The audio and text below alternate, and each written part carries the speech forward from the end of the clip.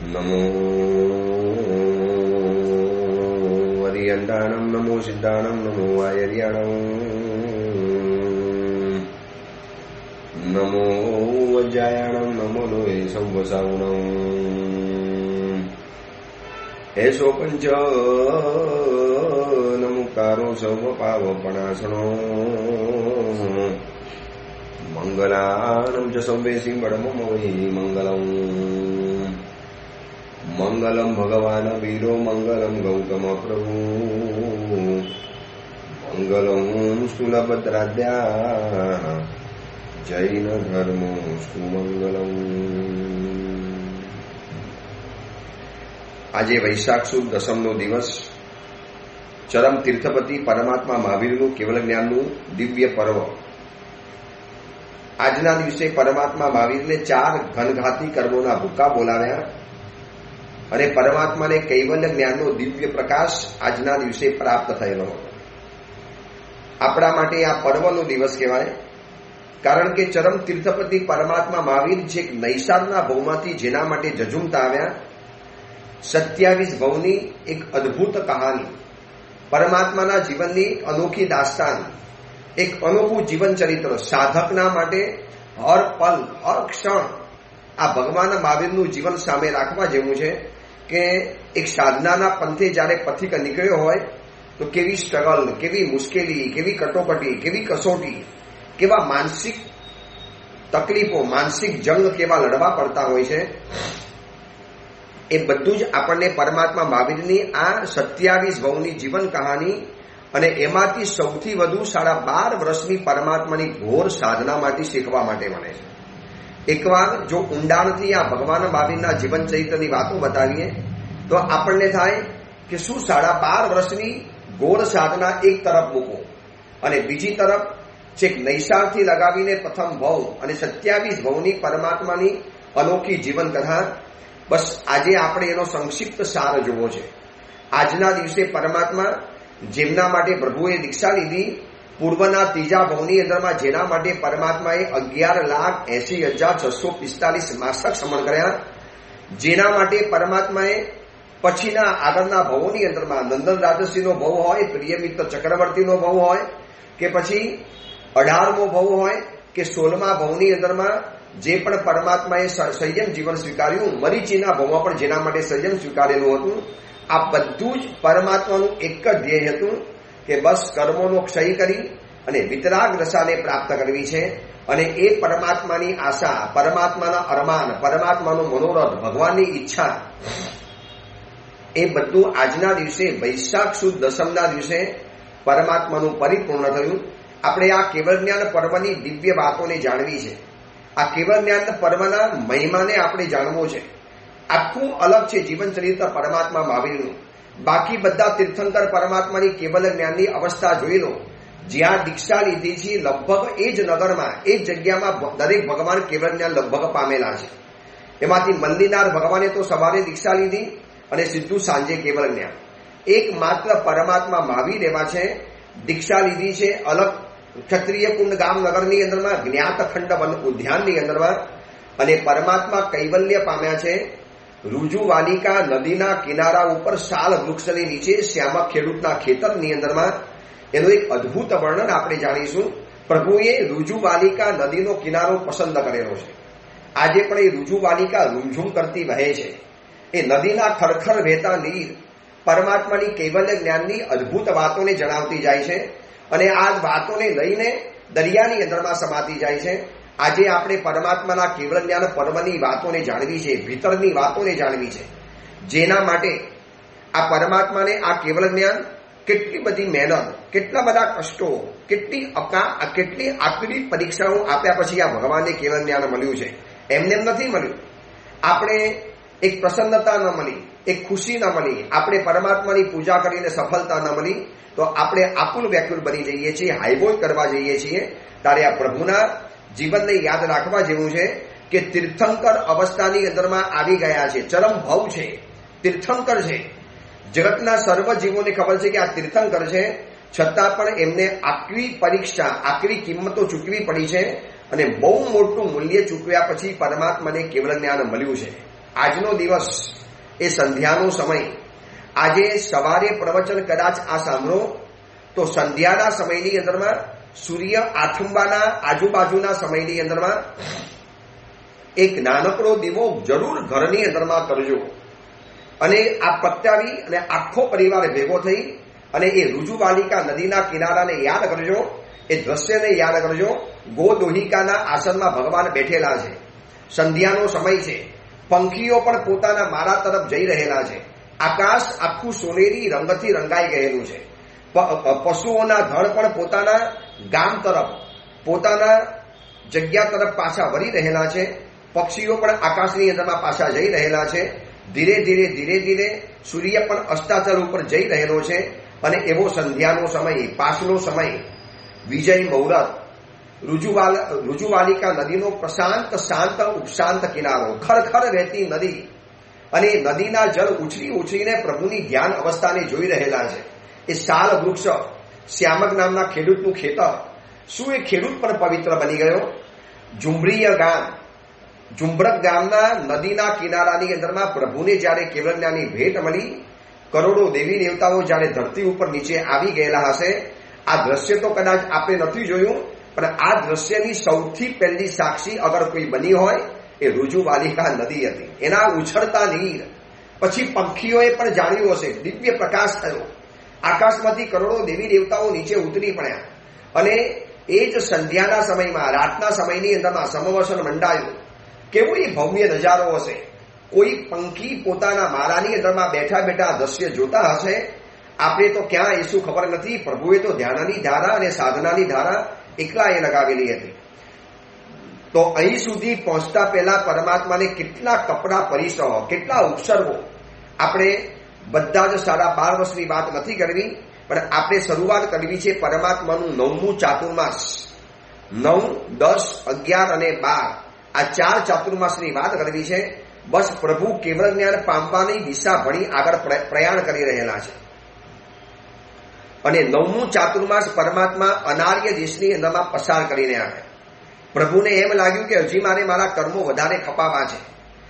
અહીંયા તો કોઈ એટલા કર્મો ખપાતા નથી. એટલે સામે ચડીને, આપણે સામે ચડીને કોઈ દિવસ ગરમી સહન ન કરીએ, સામે ચડીને ઉપસર્ગોને સહન ન કરીએ, સામે ચડીને આપણે તકલીફોને વધાવીએ નહીં. જ્યારે આપણે તો આવી ગયેલી તકલીફમાં પણ રડીએ છીએ. તકલીફ આવી ગઈ હોય એમાં પણ આપણે પરેશાન બનીએ છીએ. જ્યારે આ પરમાત્મા હતા, જેમને સામેથી તકલીફો ઊભી થઈ, તો એ તકલીફોની અંદરમાં પરમાત્મા સામેથી ગયા છે અનાર્ય દેશની અંદરમાં. 9મું ચાતુર્માસ ત્યાં પસાર કર્યું અને ત્યાંથી પરમાત્માએ 10મું ચાતુર્માસ શ્રાવસ્તી નગરીની અંદરમાં પરિપૂર્ણ કર્યું. પછી ત્યાંથી પરમાત્મા વિહાર કરતા કરતા શેષકાલની અંદરમાં ઘણી જગ્યાની અંદરમાં જઈ આવ્યા અને એમાં વચમાં વળી પાછા અનાર્ય દેશની અંદરમાં જઈ આવ્યા 10મા અને 11મા ચાતુર્માસના વચલા સમયની અંદરમાં. અને 11મું ચાતુર્માસ પરમાત્માએ વૈશાલી નગરીમાં પસાર કર્યું. અહીંયા 4 મહિનાના પરમાત્માએ ઉપવાસ ધારણ કરી લીધા, 4 માસેના ઉપવાસ કર્યા. અને આ જ વૈશાલી નગરીની અંદરમાં જીરણ શેઠની પરમાત્માની ઘટના બની. જે આપણે બોલીએ છીએ ને, જીરણ શેઠ ભાવના ભાવે મહાવીર પ્રભુ ઘેર આવે. જીર્ણ નામના શેઠ હતા, જેમનો વૈભવ બધો જીર્ણ થઈ ગયેલો હતો. વૈભવ જેમનો ચાલી ગયેલો હતો, એટલે એ વૈભવ ચાલી જવાના કારણે એમનું નામ પડી ગયું હતું જીરણ શેઠ. અને આ જીરણ શેઠને જ્યારે ખબર પડી કે પરમાત્મા મહાવીર વૈશાલી નગરીની અંદરમાં ચાતુર્માસ માટે વધારી ગયેલા છે, એટલે રોજ આ જીર્ણ શેઠી પરમાત્માને વિનંતી કરવા જાય. એની ધીરજ, એને અંતરાય કર્મની પૂજાની અંદરમાં અમર બનાવી દીધા સુખવીર વિજયજી મહારાજાએ. જીરણ શેઠ ભાવના ભાવે મહાવીર પ્રભુ ઘેર આવે. ઊભી શેરીએ જલ છંટકાવે, જાઈ જુઈ કેતકીના ફૂલ બિછાવે. આ ઘટના બની છે પરમાત્માના 11મા વર્ષના ચાતુર્માસની અંદરમાં. અને પરમાત્માએ 4 મહિનાના ઉપવાસ કર્યા અને જીરણ શેઠ રોજ વિનંતી કરવા જાય, પ્રભુ ગોચી માટે પધારજો ને, પ્રભુ જરા મને લાભ આપજો ને. પરમાત્મા કોઈ જવાબ નથી આપતા. અને જીરણ શેઠ અટક્યા વગર, થાક્યા વગર, કોઈ પણ જાતની હિંમતને હાર્યા વગર રોજ તૈયારી કરવાની. આજે તો પ્રભુ આવશે, આજે તો પ્રભુ ચોક્કસ આવશે. અને બન્યું એવું કે જીરણ શેઠના ઘરે જવાના બદલે અભિનવ શ્રેષ્ઠીના ઘરની અંદરમાં પરમાત્માએ પારણું વગેરે કર્યું. આ ઘટના બની છે 11મા ચાતુર્માસની અંદરમાં. આ ઘટના બની ત્યાંથી હવે છેલ્લું વર્ષ, સાધનાનું આ છેલ્લું વર્ષ છે. કેટલા વર્ષોથી પરમાત્મા ઉપસર્ગોને સહન કરતા આવ્યા. કડકૂટના વેંદરી આવી, ચંડકોશિક સર્પ આવ્યો, પગમાં ચૂલો જલાવનારા આવ્યા, અને પરમાત્મા 12મું ચાતુર્માસ કરવા માટે આવ્યા છે ચંપા નગરીની અંદરમાં. અને ચાતુર્માસ પછી ચંદનબાલાની ઘટના બની. 12મા ચાતુર્માસની અંદરમાં ઘણી ઘણી ઘટનાઓ બની ગઈ. ચંદનબાલાનું ઘટના બની, એનું પારણું વગેરે કરાવડાવ્યું. હવે કેવળ જ્ઞાન પામવાની બહુ નજીકની અંદરમાં હતા, પરંતુ પરમાત્મા કેવળ જ્ઞાન પામતા પહેલા કેટલી આટલી કિંમત ચૂકવીને પ્રભુને કેવળ જ્ઞાન મળ્યું છે.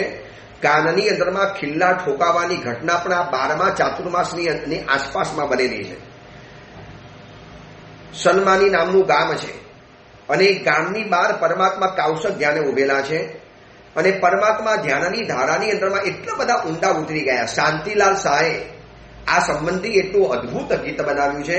ખિલ્લા ઠોકાના વીરના કાનમાં, ઓલો ભૂલ્યો રે ભરવાડ અજ્ઞાનમાં, આખલડી ધારી આત્મ ધ્યાને ઉભા રહ્યા પ્રભુવીર, બરદ બિચારા ચલવા લાગ્યા, નીકળ્યા દૂર અને દૂર.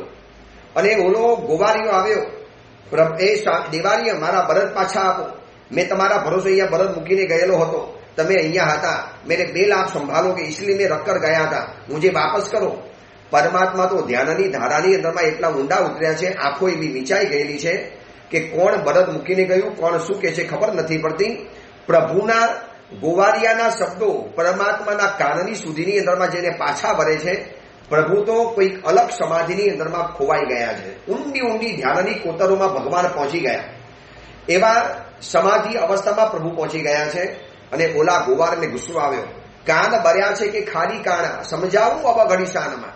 શાંતિલાલ શાહે ગીતમાં લખ્યું છે, એ તારા કાન છે કે ખાલી કાણા છે, સાંભળતો નથી? હું તને વારંવાર પૂછું છું, મારા બરદિયા ક્યાં ગયા છે, મને જવાબ આપ. પરમાત્માને ખબર જ નથી પ્રભુ શેનો જવાબ આપે. અને ઓલાને ગુસ્સો આવી ગયો. આ સન્માની ગામની અંદરની આ ઘટના બની છે 12મા વર્ષની અંદરમાં. સરકટ નામના વૃક્ષના કાષ્ટમાંથી એને 2 ખિલ્લા બનાવ્યા. આ સરકટ નામનું વૃક્ષ એ સમયની અંદરમાં તીર બનાવવા માટે કામ લાગતું હતું. બધા તીરો આમાંથી તૈયાર થાય છે. બાણમાં જે તીર છોડાય ને એ તીર બધા આમાંથી તૈયાર થતા હતા. સરકટ નામનું વૃક્ષ, મજબૂત લાકડું, લોખંડ જેવું લાકડું, એના 2 ખિલ્લા તૈયાર કર્યા. અને આ માણસને કોણ જાણે શું સૂઝ્યું, પરમાત્માએ 18મા ભવની અંદરમાં બાંધેલું આ કર્મ, ઓલા સૈયા પાલકના કાનની અંદરમાં રેડાવેલું શીશુ, એનું કર્મ ઉદયની અંદરમાં અહીંયા આવ્યું.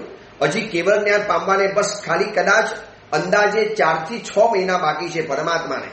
અને આ અજ્ઞાની ગોવારે ભગવાન ઉપર ઉપસર્ગ કર્યો. એ સરકટ વૃક્ષના કાષ્ટના ખીલા પ્રભુના કાનની અંદરમાં એવા નાખ્યા, એટલા ઊંડા નાખી દીધા કે બંને છેડા એકબીજાને અંદરમાં મળી ગયા. બંને છેડા એકબીજાને અડી ગયા અને બહારથી આખા નાખા કાપી નાખ્યા. કોઈને બહારથી ખબર પણ ન પડે.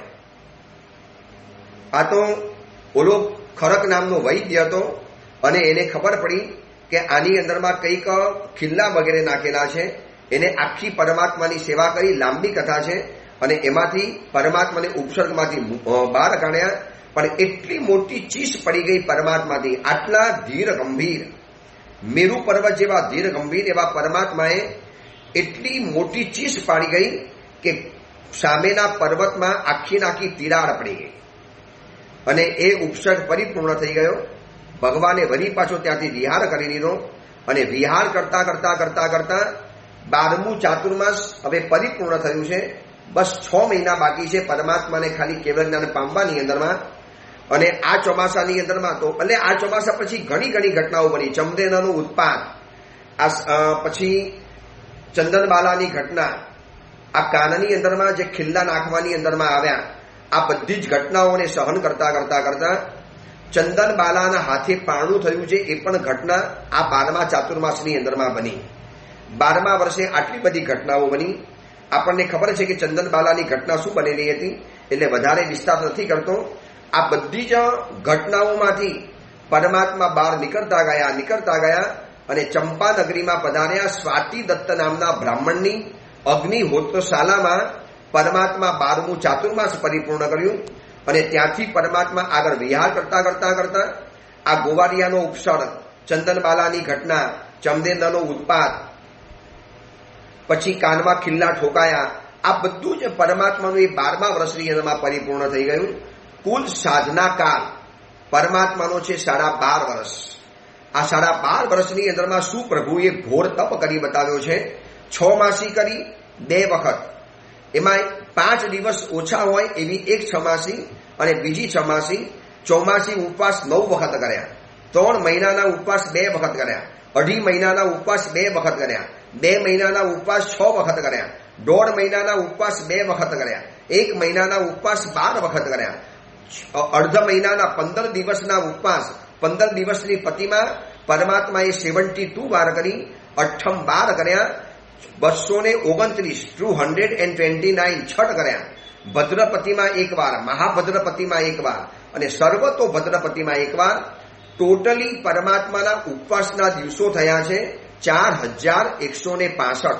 મતલબ 4165. પરમાત્માના કુલ સાધના કાળના 12.5 વર્ષના દિવસો ગણવા જાઓ, 12 વર્ષ 6 મહિના અને 15 દિવસનો પરમાત્માનો સાધના કાળ છે. એટલે કે 4514 દિવસ સાધના કાળના ગયા. એટલે કે 4514 14 દિવસ પરમાત્માની સાધનાના દિવસો ગયેલા છે. ટોટલ 12 વર્ષ 6 મહિના અને 15 દિવસ પરિપૂર્ણ થયા.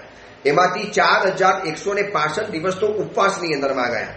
માત્ર 349 પારણા પરમાત્માને થયા છે. આ 12.5 વર્ષની અંદરમાં પ્રભુને સુવાનો સમય કેટલો? ટોટલી 48 મિનિટ 12 વર્ષની. એટલે કે 1 વર્ષની સરેરાશ લગભગ 240 સેકન્ડ થાય. એટલે કે 1 મહિનાની માત્ર 20 સેકન્ડ. 1 મહિનાના 30 દિવસ અને 30 દિવસમાં ભગવાન માત્ર 20 સેકન્ડ સૂતા છે. અને 1 વર્ષ પ્રમાણે જોવા માટે જાઓ તો પરમાત્મા 240 સેકન્ડની માત્ર નિદ્રા દીધેલી છે. ટોટલી 12.5 વર્ષની અંદરમાં 48 મિનિટની નિદ્રા. શું પ્રભુની સાધના, શું પ્રભુનું સત્વ. આ પરમાત્માની સામે આપણે તો ઉભા રહેવા પણ આપણે લાયક નથી. આ પ્રભુની આ વાતો સાંભળતા સાંભળતા આપણા જેવા કાયર પુરુષો કેવી રીતે આ સાધના કરી શકવાના? પરમાત્માને કેવળ જ્ઞાન મળ્યું એની પહેલાની આ પરમાત્માની વાતો બતાવું છું. 12.5 વર્ષની અંદરમાં એક પણ દિવસ પ્રભુ લાંબા થઈને સૂતા નથી, પલાઠી વાળીને બેઠા નથી, કે પ્રભુ ઊભા પણ સંકલ્પપૂર્વક સૂતા નથી. 12.5 વર્ષની અંદરમાં જે થોડા ઘણા ઝોકા આવી ગયા એનો ટોટલી સમય બતાવ્યો 48 મિનિટ. એટલે કે વર્ષની સરેરાશ 240 સેકન્ડ આવી. 1 વર્ષની સરેરાશ 240 સેકન્ડ એટલે કે 1 મહિનાની માત્ર 20 સેકન્ડ. આંખમાં રચકણ પડે નહીં કાઢવાનું, શરીરમાં ખંજવાળવાનું પણ નહીં. પછી ઠંડીના દિવસોની અંદરમાં કોઈ પણ જંગલમાં રહેવાનું. મહા મહિનાની કડકડતી ઠંડી, ભયાનક ઠંડી પડી જાય. પ્રભુએ કાયાની સામે જોયું નથી, પ્રભુએ મનનું માન્યું નથી અને પ્રભુ મનને કચડતા ગયા, કુચડતા ગયા. આમ કરતા કરતા કરતા પરમાત્માના 12.5 વર્ષ પરિપૂર્ણ થયા છે. હવે પરમાત્મા આ બધું જ કરી ચંદનબાલાના ઉપસર્ગ પરિપૂર્ણ કર્યા. ખિલ્લા ઠોકાવાની ઘટના બની ગઈ, જીરલ શેઠની ઘટના બની ગઈ, ચમદેદાનો ઉત્પાત પતી ગયો અને આ પછી પરમાત્મા સમેત શિખર તરફ વિહાર કરતા કરતા વધાર્યા છે. પ્રભુ મહાવીર સ્વામી સમેત શિખરની યાત્રા કરવા ગયા. જાણે કે 2 તીર્થોનું મિલન થયું, એક જંગમ તીર્થ અને એક સ્થાવર તીર્થ. પરમાત્માએ સમેત શિખરની યાત્રા કરી અને ત્યાંથી પરમાત્માને લાગ્યું કે બસ હવે 4 ઘાતી કર્મોનો ક્ષય થવાની ઘટના નજીકમાં લાગે છે.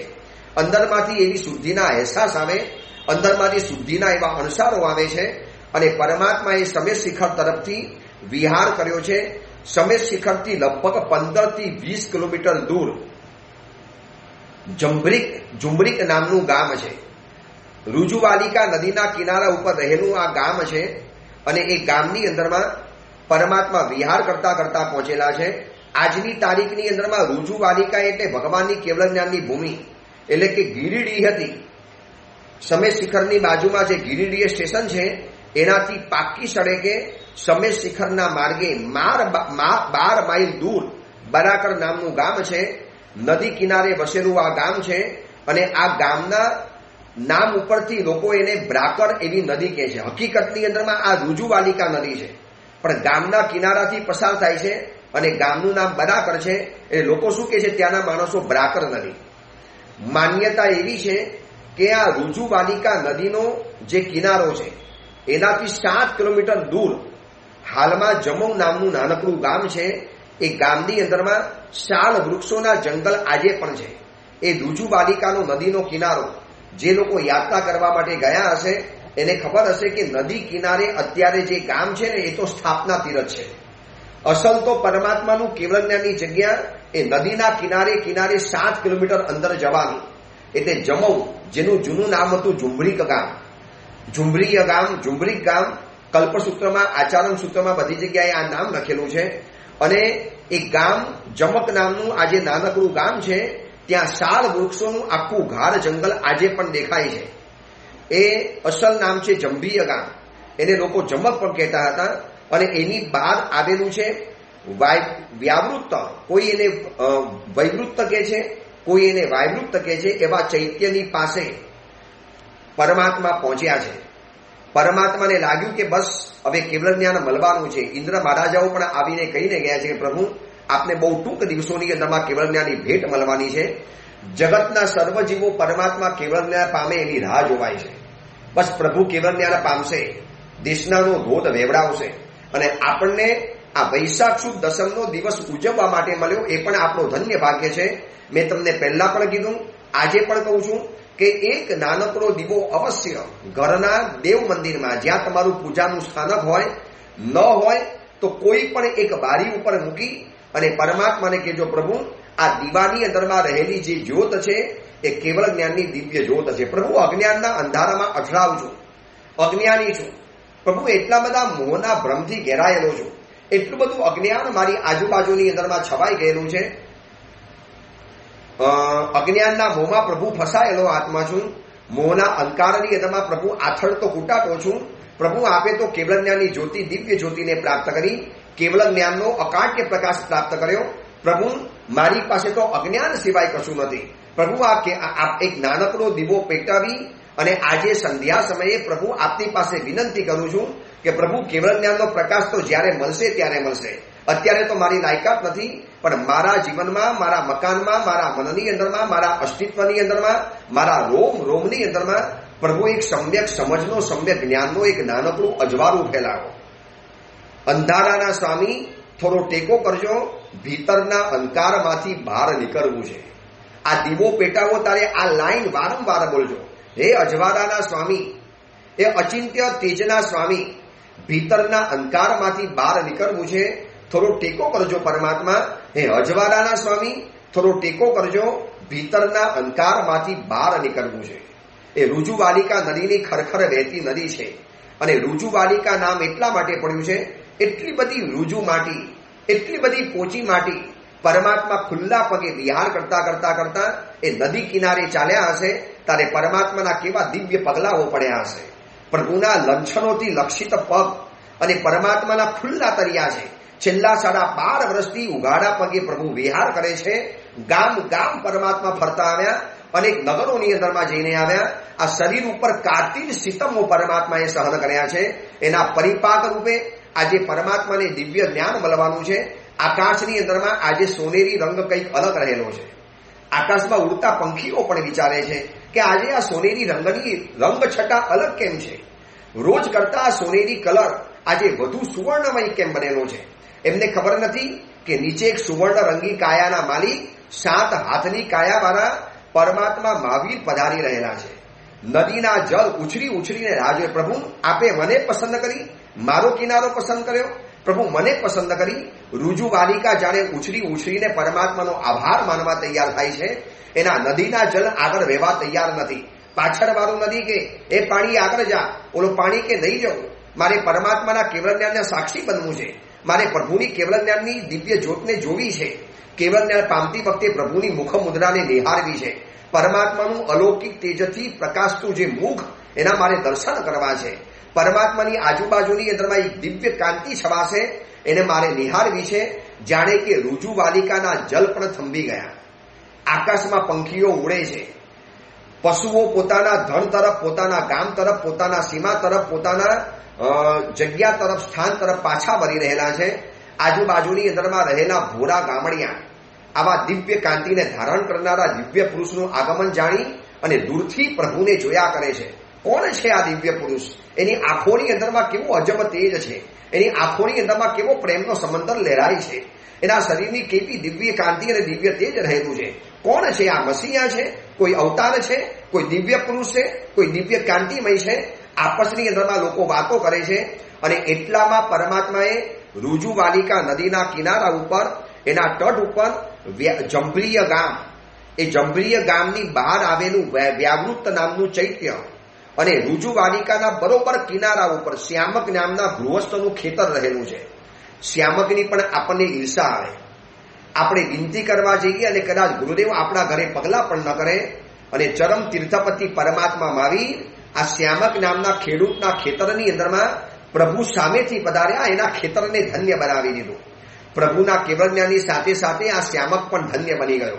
શ્યામકને પૂછવું પડે, દોસ્ત ગયા ભોમાં શું તે પુણ્ય કર્યું હશે, તે કઈ આરાધના કરી હશે, શું તેવું પુણ્ય ઉપાર્જન કર્યું હશે કે ચરમ તીર્થપતિ પરમાત્મા મહાવીર તારા ખેતરની અંદરમાં શાલ વૃક્ષ નીચે પ્રભુ કેવળ જ્ઞાને પામ્યા છે.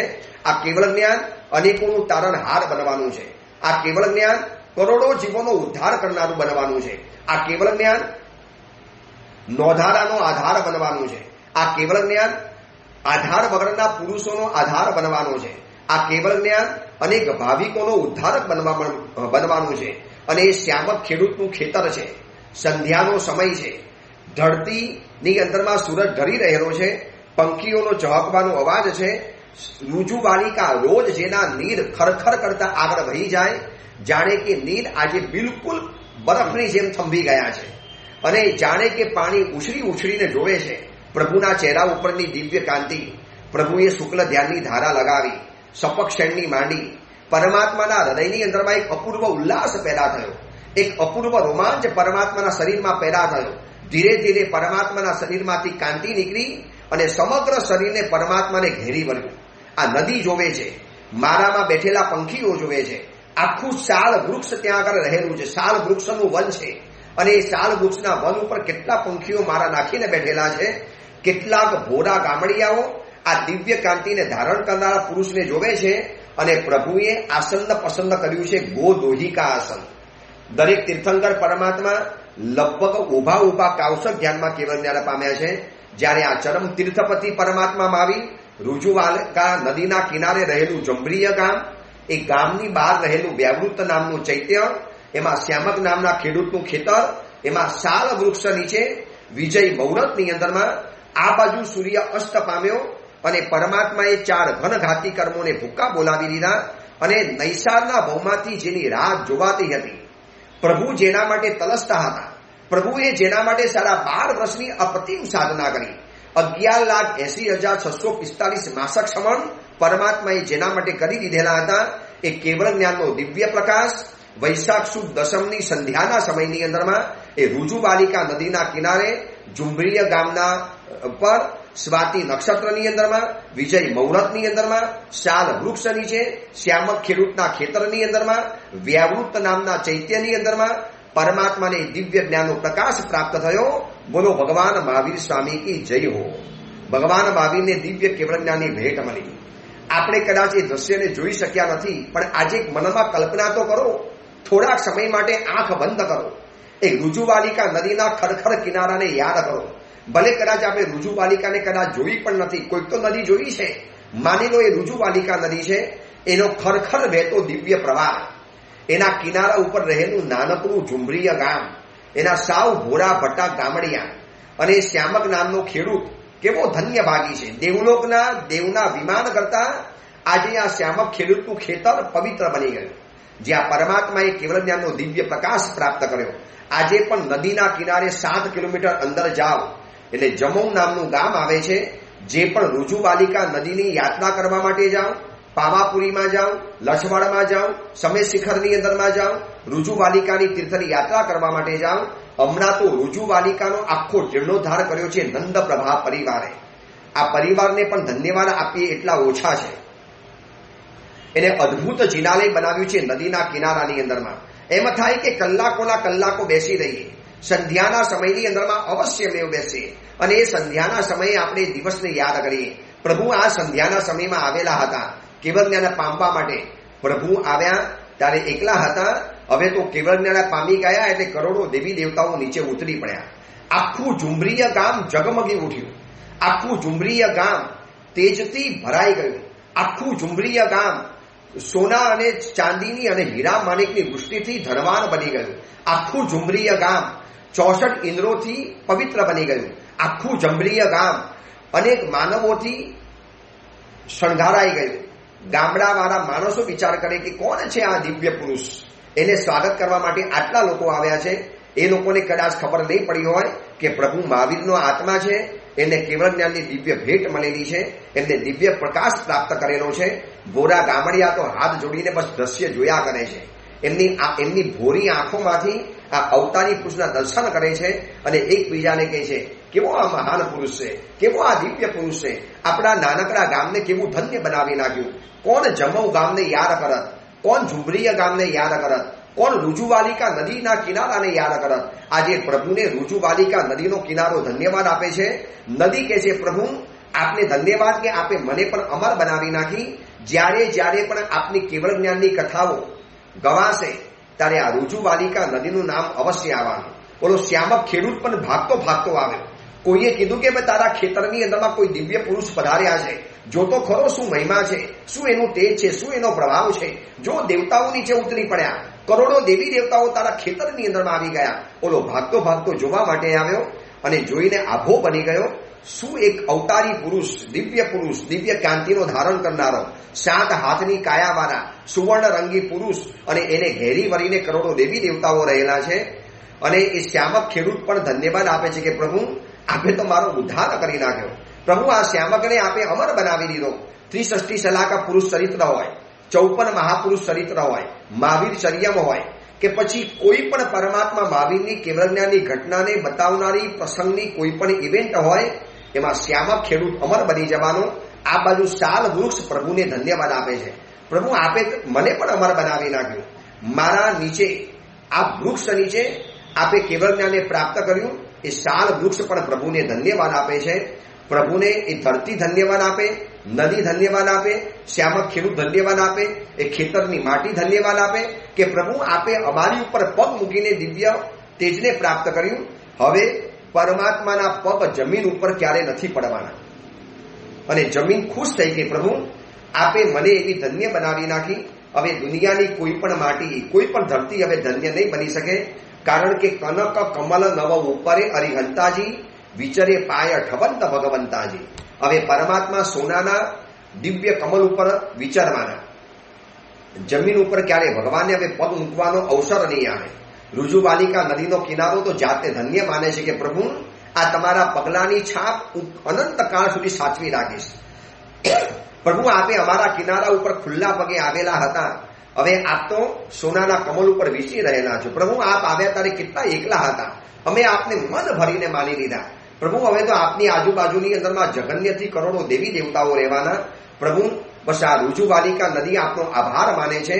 અને પ્રભુએ જ્યારે વિહાર કર્યો ત્યારે રુજુવાલિકા નદીનો કિનારો પણ રડી ઉઠ્યો. પ્રભુ આપ પધારશો, આપ છોડીને ચાલ્યા જશો.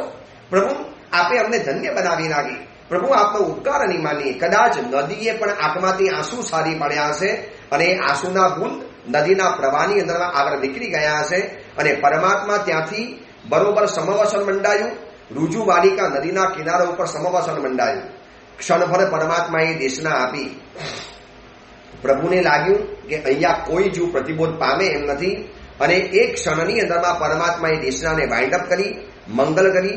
પરમાત્મા નીચે ઉતરી ગયા અને એક જ રાતની અંદરમાં શાસનની સ્થાપના માટે શું પરમાત્માનો આપણે ઉપકાર માનીએ કે એક જ રાતની અંદરમાં શાસનની સ્થાપના કરવા માટે પરમાત્મા 153 કિલોમીટરનો વિહાર કરે છે. એ વાત આપણે આવતીકાલે જોઈશું. આવતીકાલે શાસન સ્થાપનાનો દિવસ. આજનો દિવસ છે કૈવલ્ય જ્ઞાન પ્રાપ્તિનો દિવસ. પ્રભુને આજે કેવળ જ્ઞાનની ભેટ મળેલી હતી. આવતીકાલે પરમાત્મા વિહાર કરીને પધારશે, અપાપા નગરીની અંદરમાં જશે. એક જ રાતમાં પ્રભુએ જોયું કે યોગ્ય જગ્યા, યોગ્ય વ્યક્તિઓ, ઉત્તમ વ્યક્તિઓ અપાપા નગરીની અંદરમાં છે. ઇન્દ્રપુતિ 11 ગણધરો ત્યાં આગળ યજ્ઞ કરી રહેલા છે. એટલે પરમાત્મા એના પ્રતિબોધ માટે એક જ રાતમાં 153 કિલોમીટર્સનો વિહાર કર્યો છે. શું પ્રભુની અજીબ કહાની છે, અજીબ દાસ્તાન છે. આ વીર પ્રભુને આજે આપણે વારંવાર નમસ્કાર કરીએ અને આજના દિવસે આજે આપણે જાપ કરવાનો ઓછામાં ઓછી 20 માલા ગણવાની. ઓમ રીમ અરહમ શ્રી મહાવીર સ્વામી સર્વજ્ઞાય નમઃ. ઓમ રીમ અરહમ શ્રી મહાવીર સ્વામી સર્વજ્ઞાય નમઃ. બને તો સંધ્યાના સમયની અંદરમાં એક દીપક ઘરની અંદરમાં અવશ્ય કરજો. આખા પરિવારને ભેગા કરી અને પ્રભુની સામે સ્તુતિ ગાજો. એ વીર મારા નયનમાં જ્યોતિ બનીને આવજો. એ વીર મારા જીવનમાં શક્તિ બનીને આવજો. એ વીર કરુણા નીર અનરાધાર થઈ વરસાવજો. અને પ્રભુને કહેજો, પ્રભુ આ દીવો પેદા કર્યો છે, બસ એક જ ભાવના છે, અજવાળાના સ્વામી થોડો ટેકો કરજે, ભીતરના અંકારમાંથી બહાર નીકળવું છે.